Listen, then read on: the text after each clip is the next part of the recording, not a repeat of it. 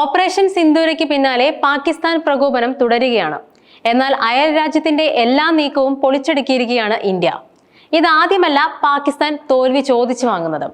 1965-ലും 1971-ലും ഏറ്റവും ഒടുവിൽ 1999-ൽ കാർഗിലും തോറ്റ് തുന്നം പാടിയിട്ടും പാകിസ്ഥാൻ ഒന്നും പഠിച്ചിട്ടില്ല എന്നതാണ് കൗതുകകരമായ കാര്യം. പാകിസ്ഥാനെതിരായ യുദ്ധങ്ങളിലെല്ലാം ഇന്ത്യക്ക് കരുത്തായത് സൈനിക ശക്തി തന്നെയായിരുന്നു. മിലിറ്ററി ശക്തിയിൽ ഇന്ത്യ പാകിസ്ഥാനേക്കാൾ ബഹുദൂരം മുന്നിലാണ്.